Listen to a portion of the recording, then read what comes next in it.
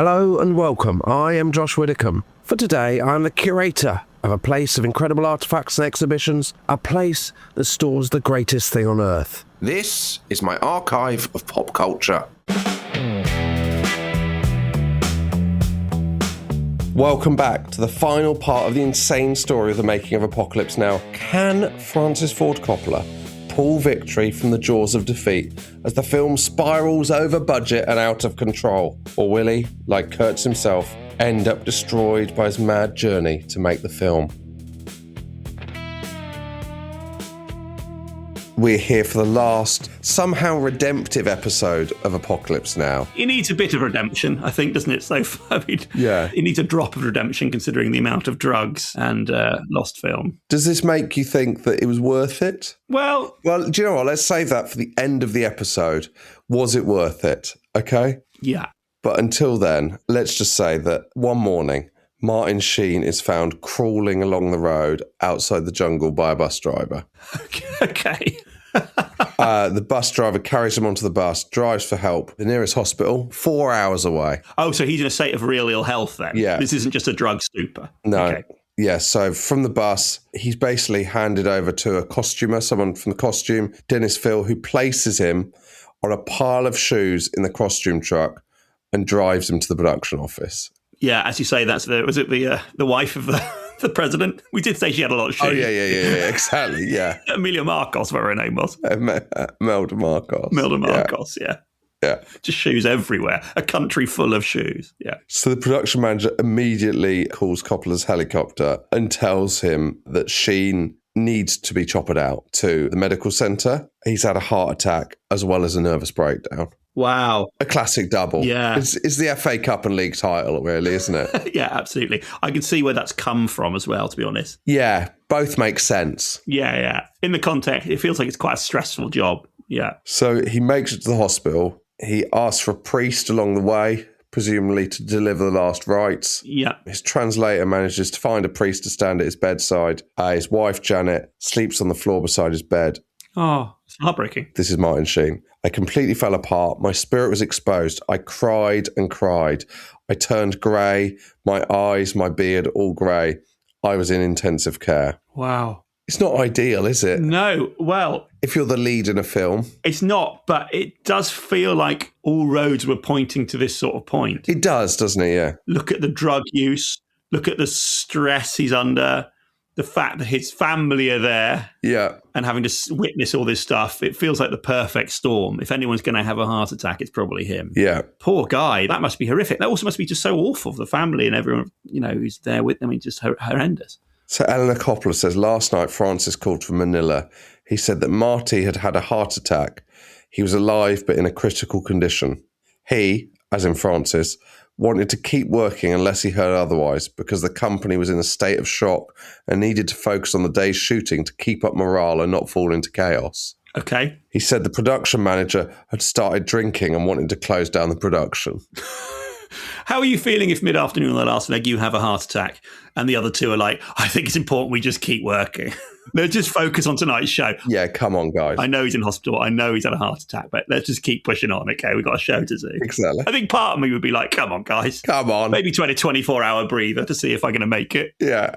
Before, picking up other scenes. Unbelievable. Yeah. Do you think he's done the right thing there? I think in a way you have to continue. Well, to some extent, probably has, hasn't he? Yeah, absolutely. And with hope that the guy's going to be okay. Yeah. I mean, with a less cynical eye, you can see that it's, also there's hundreds of people there just stopped and they want to get back to their families. And the more you can do now means the less there is to do when Sheen is back. Yeah. So I suppose for the good of the crew, and also I suppose, as you say, like it takes your mind off the horror of the fact that someone you care about is very ill. So with a less cynical eye than he probably has. Yeah. It doesn't help that Francis Ford Coppola deeply identifies with the character of Willard. So Eleanor writes, Francis has said that he is the Willard character. And when Marty was close to death, Francis collapsed too. It's not all about you, Francis. He said he was as near death as he's ever experienced. He said he could see reality receding down a dark tunnel, and he was totally scared he couldn't get back. This feels like whenever I'm ill, my 7-year-old says he's going down with exactly the same thing at that point. Yeah. It's like, come on, mate. Yeah, you can't steal it. You can't steal the... Exactly. This is my man flu. Someone's had a heart attack. Yeah. You've got to let them have that. You can't then go, well, I do identify with the character, so I think I'm dying as well. Yeah, exactly. So we're both going through this together. Yeah. If anything, me more, to be honest. Yeah. Yeah. Okay. That's remarkable. Yeah. So Coppola is told by his insurers to keep shooting, otherwise their cover would be invalidated. So that's, understandable. We didn't know if he was going to make it. The shooting was 3/4 done. It was all him what was left. So the only scenes that are left are Martin Sheen scenes. Incredible. Enter Joe Estevez, the brother of Martin Sheen, who looks incredibly like Martin Sheen. Right. Would you like that if your brother had a heart attack and they said, could you just replace him at work for a bit?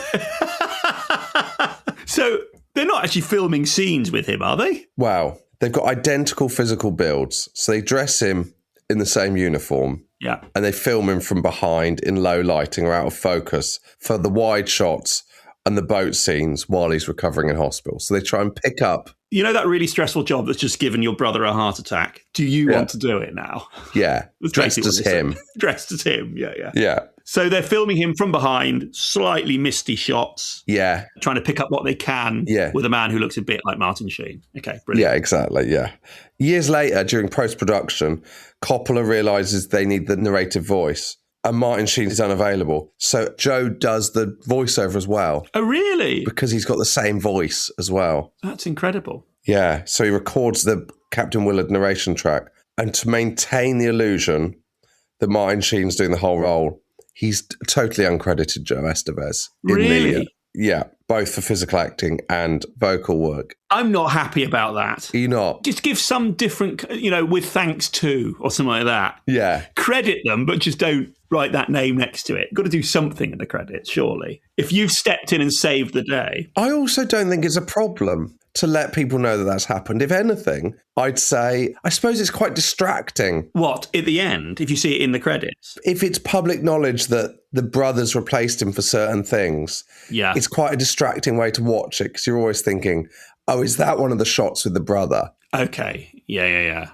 I don't know how much that's troubling you, though, during Apocalypse Now, whether it's really ripping you out of the reality of... I think if you go to the cinema, there's not going to be a lot of muttering saying which of the Sheens is that. I think it's just, you just enjoy the film, wouldn't you? It's not so much. Yeah, I suppose so, yeah. What other brothers could do that, by the way? I suppose the Chuckle Brothers, you could swap those around a bit. The Chuckle Brothers could do it, yeah. I don't think Phil Neville could play Gary Neville. No, that's right. You couldn't do that. Even in the Man United shirts filmed from the other side of the pitch, you can still tell which it is. Yeah, exactly. Yeah. Phil never had his pace for a start, did he? Exactly. Coppola says when he rewatches Apocalypse Now, he can no longer distinguish which were Martin and which were Joe scenes because they were so similar. Okay. The thought that after all of this, he rewatches it still is mind-blowing. I wouldn't ever rewatch anything I did, let alone something this catastrophically awful to go through. But then this is further on in his life than you are now. So maybe with a long gap of time, when you're in your retirement village, you might go, just watch Apocalypse Now.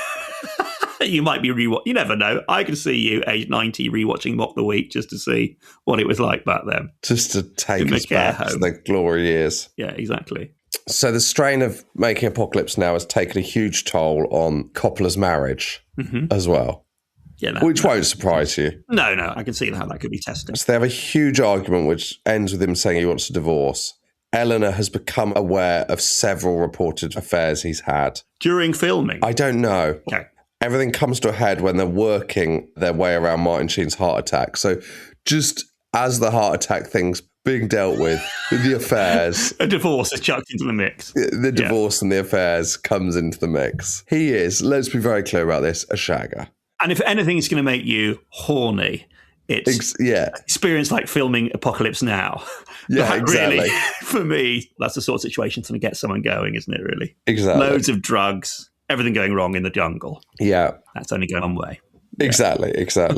So Martin Sheen returns to work. They manage to pick up the reverse shots they need for the scenes, and they carry on with the remaining Willard scenes. And after initially blaming Francis Ford Coppola, which I'd say would be fair, Martin Sheen himself takes responsibility for the nervous breakdown and the heart attack and admits that he hadn't confronted and dealt with his alcoholism. Okay. So that's another person that finds sobriety. He's 36 when he has his heart attack. Is he really? Yeah. Wow.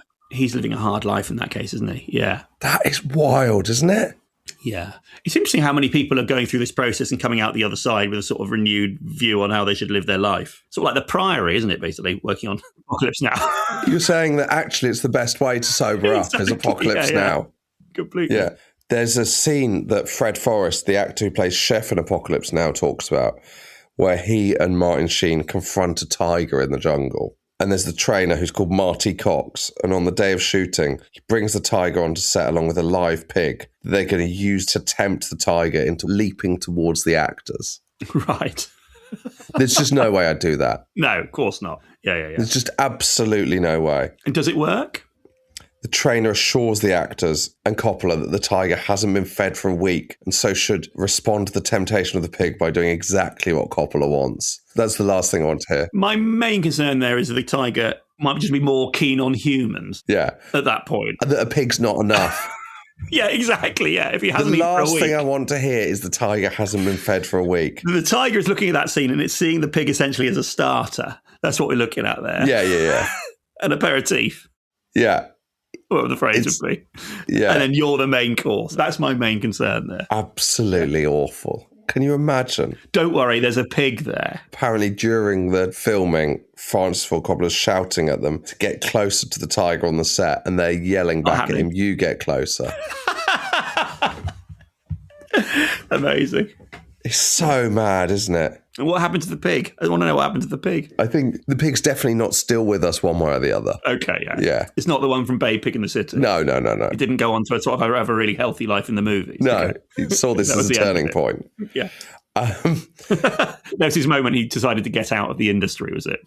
Yeah, exactly. Yeah. He's like, the way I'm being treated here is not acceptable. Yeah, absolutely. Take me back to my sty. I'm off. So we get to the bit with Kurtz's compound where he's basically, Coppola doesn't want to dress Filipino extras every day. So he hires a local tribe, the Ifugao Indians, to play Kurtz's army. There's a rumour that the tribe is still practicing headhunting until quite recently. Okay. Headhunting is hunting humans and taking the skull as a trophy. Yes. So it's good to get them involved. And I think often shrinking it down as well, as a final little thing, I think there's often sort of some kind of shrinkage as well, so they can just be displayed, isn't there? Yeah. Yeah. It's all very pleasant, yeah. It's all very pleasant. By headhunting, just to be clear, not like finding good executives for you. Yeah. They don't work in recruitment. No. So the key part of the horror of the compound when Willard arrives is that there's severed heads decorating the stairs to the temple. How do you think they achieve this look? I'm hoping it's the art department. Yeah, that's what you'd hope, isn't it? I'm hoping when you tap the head, you realise it's polystyrene. But I have an awful fear that we're now dealing with actual skulls. But the only reason I say that is because of everything you've told me so far up until this point suggests it might be actual skulls. They're not skulls, they're flesh heads. But rather than use special effects, he hires actors to be buried up to their necks to play the heads. Wow. In the baking heat as well. Well, yes. Oh, that's horrendous. So this is a description of it. 38 takes, and Francis said it was never the way he wanted it. Imagine how angry you'd be as you're buried. And you're having to sit there playing dead as well. The people who are playing the severed heads sat in their boxes buried in the ground from 8 in the morning until 6 at night. No. That's the worst acting job in the history of mankind. That is horrendous. Yeah. All day they were in the hot sun with smoke blowing on them. Between takes, they were covered with umbrellas. They got out for lunch, but the rest of the time they were in place. They got out for lunch? Grim. I'd rather be the pig. Oh, during one take, Dennis Hopper backed up and stepped right on a girl's cheek and collapsed part of the container she was in, nearly stepping on her face. Wow. Remarkable. Oh my God. It was one of those days where the dry ice mist or the orange smoke or the performance or the light or something just never came together for the take that Francis was satisfied with. It must be that Francis, by this point, is completely set on just making the film exactly to how he wants it to be, and that he's become... I don't think you need the words at this point. I think that's been clear from day one.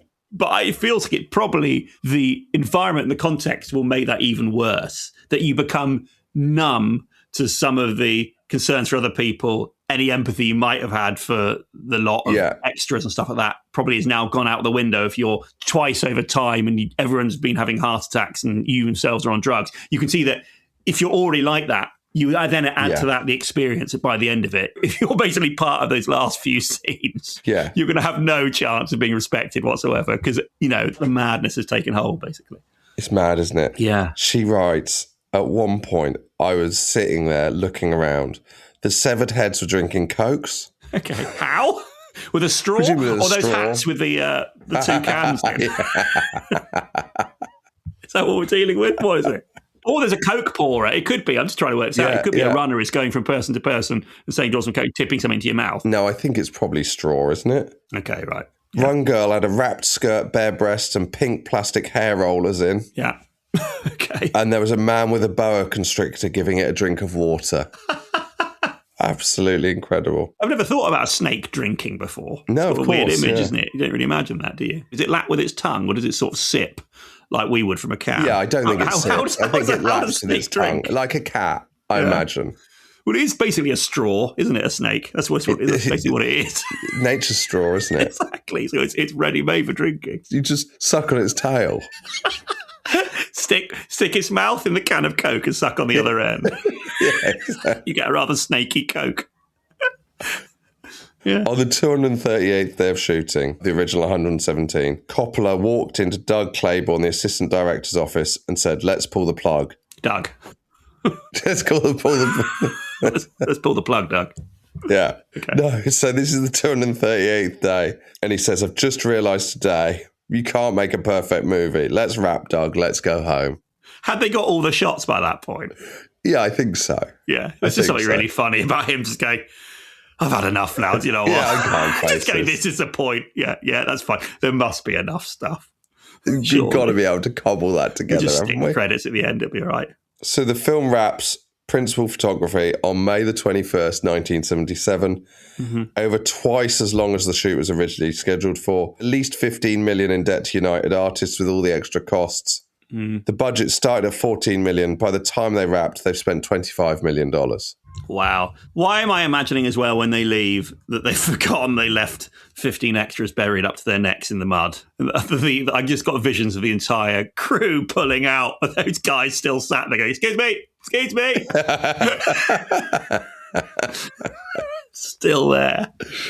Helicopters flying home yet again. Oh, just left alone in the jungle. So $14 million should have been. Yeah, it was $25 million. So on his return to the States, United Artists asked Coppola to undergo a medical, having heard rumours of his health on set. They immediately take out a life insurance policy on him of $15 million, because that's what he owes them. Francis says he's worth more to them dead than alive because he owes them $14 million, sorry. Was part of them concerned he might take his own life? Is that what they're suggesting? No, because I don't think Okay. I don't think that's covered in life insurance anyway.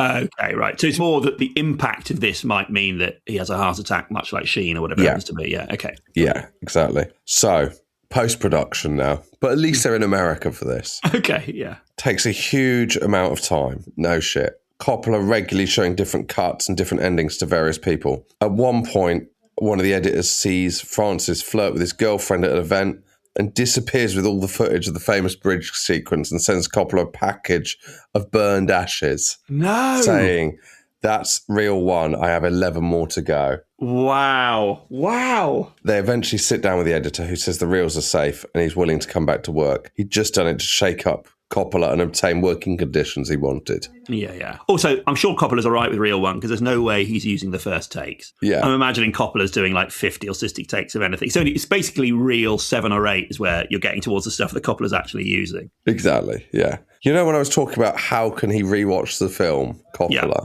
So Martin Sheen is brought back in to record his voiceover, yeah? Mm-hmm. The experience of seeing the film and going through multiple voiceover recording days makes him relapse to alcohol so badly that he has to be bailed out of prison the next morning. Wow, that's incredible. So It's just too much. The PTSD of it is enough that it's sort of, poor guy. And then the post-production takes so long that The Deer Hunter opens in December 1978. It beats them to it with mostly glowing reviews.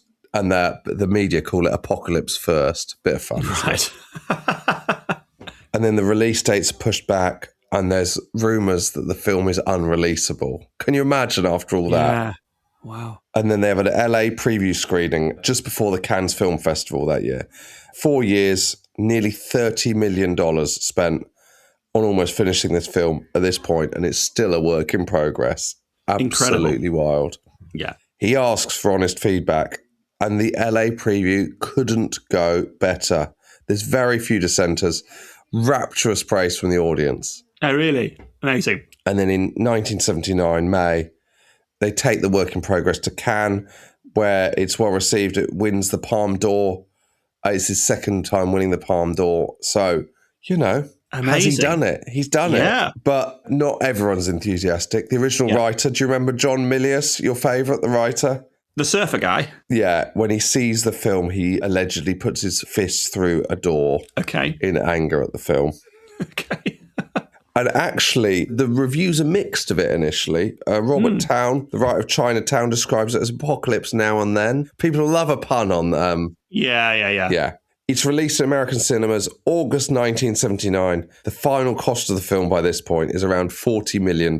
Wow. And did you say the original, was it 14 million was basically the projected cost to begin with? Yeah, half of which Coppola has a personal liability for. Wow. Amazing. Starts slowly at the box office, but it goes on to take $80 million in its first run, thankfully. So Coppola's able to pay back what he owes, cover the contractual obligations of the actors, gets to keep his house, and eventually he gets some profits.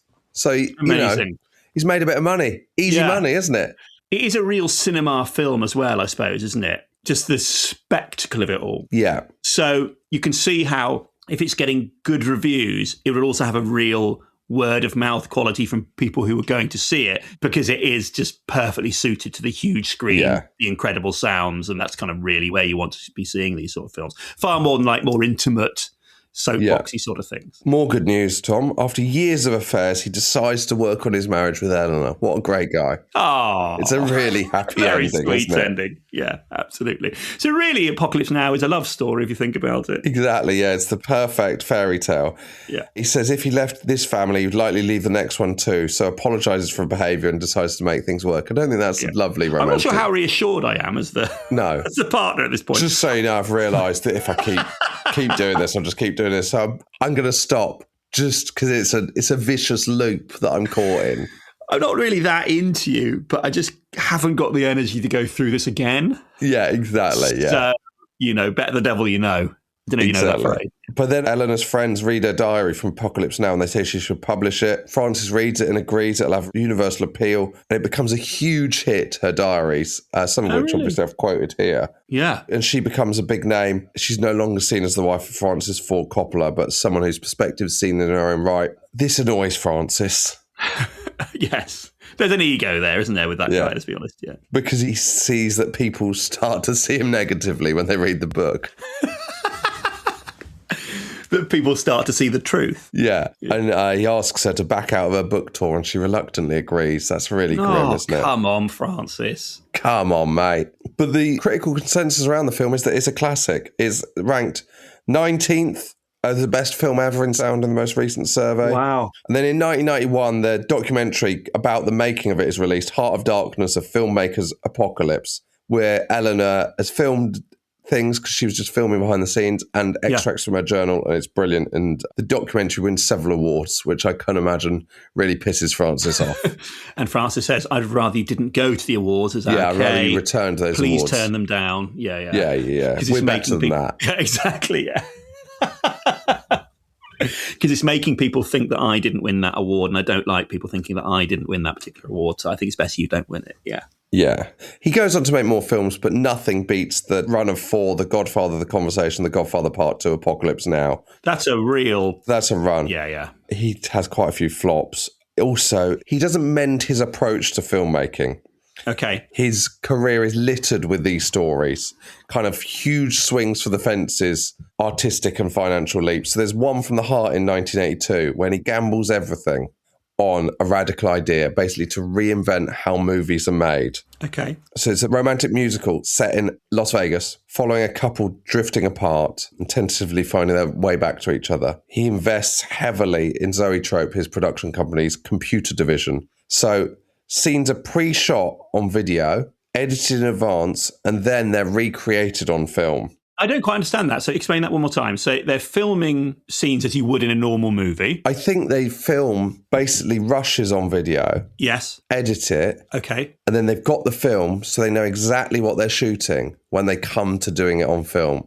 So he says, I wanted to edit the movie before I shot it. So you're basically doing a first draft of a movie. It allows him to plan camera movements precisely, treat filmmaking like a live performance. And I suppose there's sort of overlap there with the way that animation is done as well. Very, very detailed storyboarding there. Like you can see the way that animated films are structured before they're then properly animated.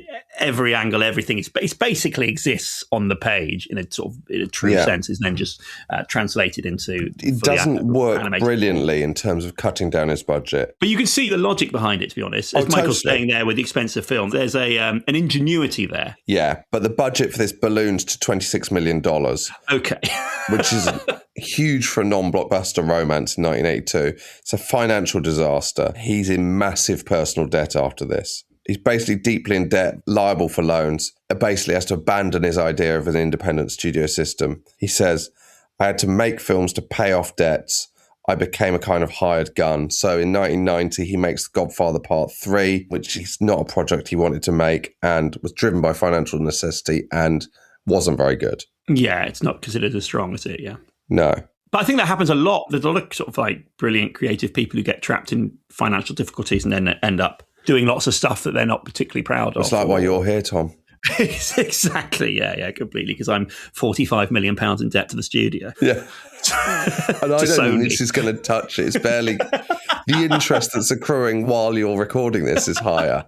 We should have discussed fees. But his kind of mad genius approach continues. He does a film called Megalopolis. So he's been discussing and developing this for 40 years. And he sells parts of his wine empire and invests $100 million of his own money in this, which gives him total control, which I'd say is probably not the best idea.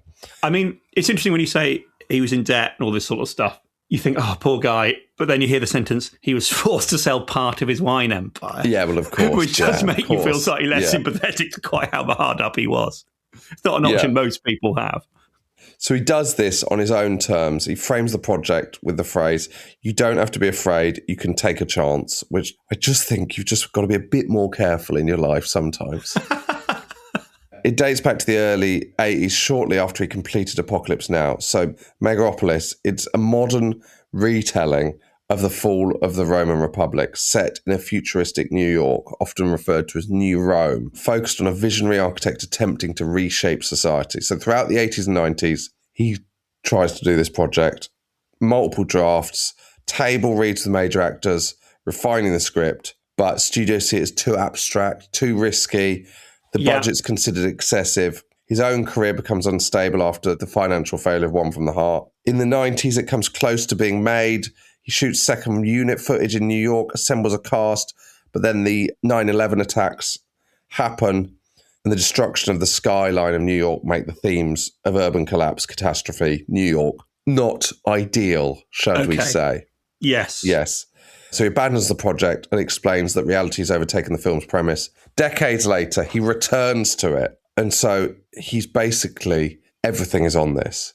His already high-octane directing and intense style is magnified by total financial stake in the project. So what year is this? So it's recently, in the last few years, right? Okay. And he wants to push beyond conventional filmmaking, as if more problems are needed. He's pursuing a vision of he's basically the parallels with Apocalypse Now, is huge personal artistic vision and production between chaos and control. And his wife's got her diary out again. His wife's got a diary out, yeah.